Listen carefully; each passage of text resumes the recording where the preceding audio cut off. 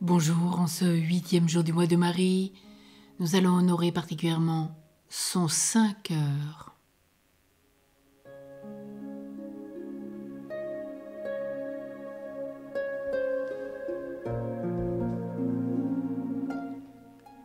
Le cœur le plus parfait. Considérons que si c'est pour nous un devoir d'honorer le cœur sacré de Jésus, siège de toutes les affections et de tous les sentiments de l'homme-dieu,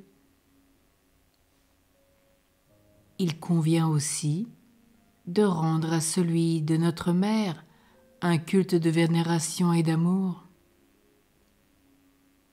Toute la Sainte Trinité concourut à enrichir ce cœur admirable des dons les plus excellents, des faveurs les plus précieuses. Le Père déploya sa toute-puissance pour en former un cœur de fille, plein de respect, de fidélité envers son Créateur. Le Fils en fit un cœur de mère où il daigna habiter durant 9 mois, comme dans un sanctuaire. L'Esprit Saint en fit un cœur d'épouse pour y célébrer ses noces ineffables. Enfin, par sa fidèle correspondance à la grâce, par la sainteté et l'innocence de sa vie, par la pratique de toutes les vertus, Marie a puissamment contribué à enrichir et à orner son cœur de vertus et de mérites.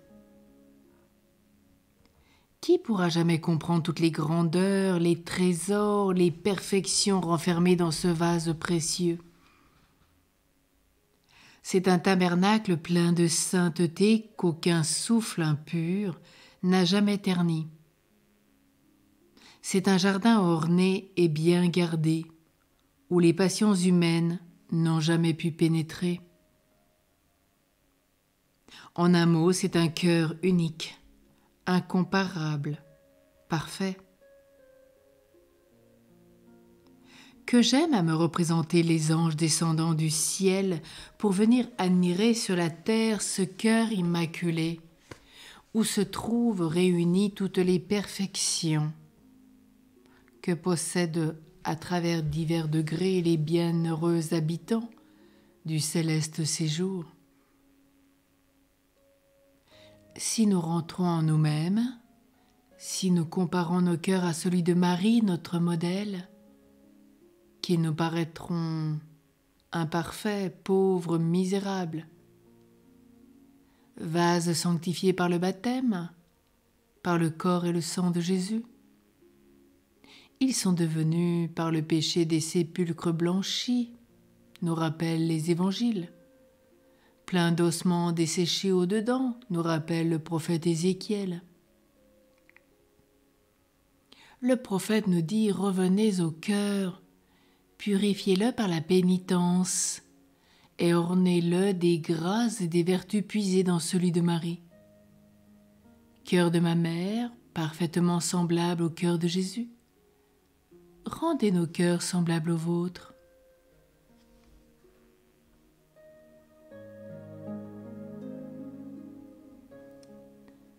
Après ce cœur le plus parfait, c'est aussi le cœur le plus aimant. Le cœur de Marie est non seulement le plus parfait, mais le plus tendre, le plus compatissant, le plus miséricordieux qui soit sorti des mains du Créateur. L'amour qu'il a pour nous surpasse autant tout amour connu. La dignité de mère de Dieu l'emporte sur tout ce que nous connaissons de grandeur. Car ce n'est pas seulement un amour tendre, ardent, généreux et héroïque, mais il faut le dire, c'est un amour excessif et qui semble passer toutes les bornes. Quand Jésus-Christ veut marquer le plus étonnant effet de la charité du Père, il dit qu'il a aimé le monde jusqu'à livrer son Fils unique. C'est là que le grand apôtre appelle l'excès de l'amour de Dieu pour les hommes. Or, le cœur de Marie a été capable du même excès. Elle a livré le même Fils unique pour la rédemption du monde. Toute la tendresse et toute la sollicitude réunies de toutes les mères pour leurs enfants n'égaleront jamais la tendresse et la sollicitude au cœur de Marie pour nous. C'est là que le juste trouve sa récompense de sa fidélité, et le pécheur, l'indulgence et la miséricorde. Les âmes affligées, eux, trouvent la consolation et le soulagement. Quel brasier de charité, quelle fournaise d'amour! Enfant de Marie, qu'il est bon, qu'il est dévoué le cœur de notre mère. Voyons, il est surmonté d'un faisceau de flammes, symbole de l'amour dont il brûle sans cesse pour nous. Il est ouvert par un glaive de douleur, afin de donner entrée et asile à chacun de nous. Il est ceint d'une couronne de roses, dont le parfum embaume notre âme et adoucit tous nos maux. Comment y penser sans répandre des larmes de reconnaissance et sans être rempli d'amour pour cette bonne mère dont la charité est un océan sans fond et sans rivage?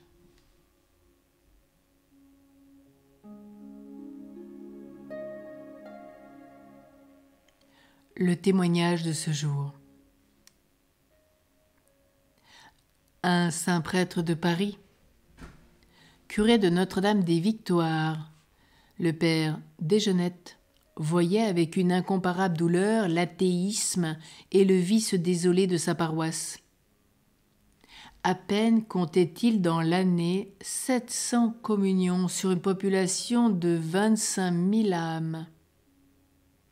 Il pensait déjà s'adresser au Sacré-Cœur de Marie, lorsqu'un jour pendant la messe, il entend une voix mystérieuse qui lui dit «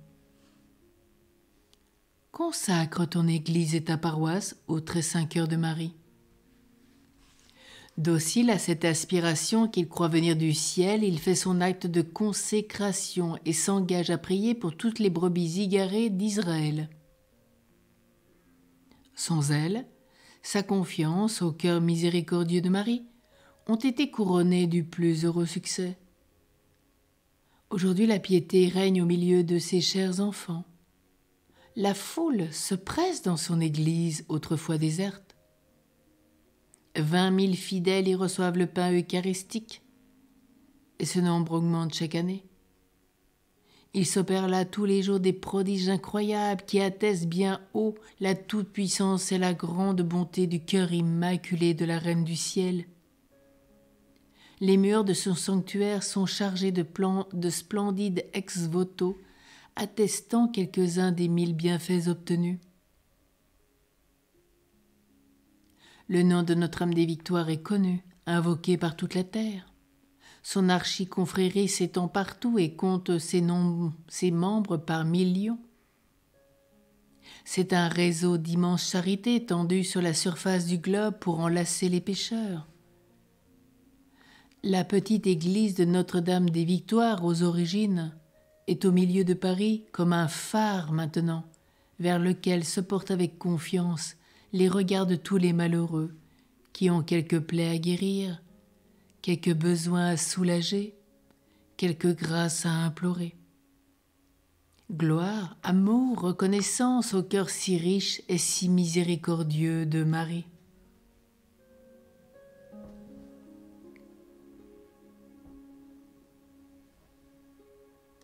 Prions. Cœur très saint de Marie, objet de complaisance de l'adorable Trinité, digne de toute vénération des hommes et des anges.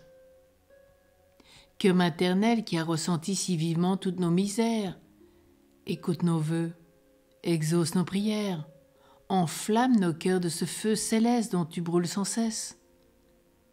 Nous n'oublierons jamais que tu es le cœur de notre mère et tu seras notre aide dans nos besoins, notre soulagement dans nos afflictions, notre refuge à l'heure de la mort et notre bonheur dans l'éternité. Qu'il en soit ainsi. Et aujourd'hui, nous concluons avec cette prière de consécration personnelle au cœur immaculé de Marie, ce très saint cœur du Père Saint Maximilien Marie Kolb. Ô Immaculée, Reine du ciel et de la terre, refuge des pécheurs et notre Mère tout amour, à qui Dieu voulut confier tout l'ordre de la miséricorde. Moi, indigne pécheur, je me prosterne à tes pieds, je t'implore humblement.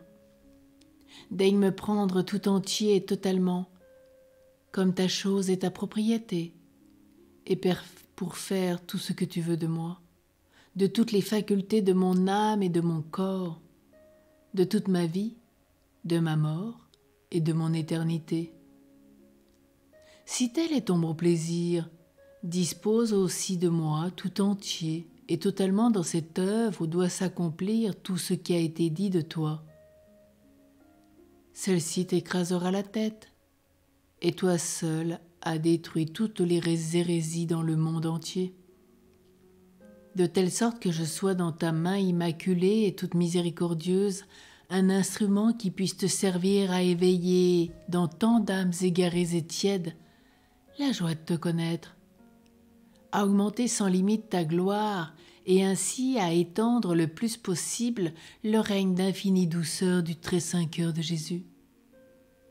En effet, là où tu entres, tu obtiens la grâce de la conversion, de la sanctification, puisque c'est par tes mains que du cœur très sacré de Jésus, toutes les grâces parviennent jusqu'à toi.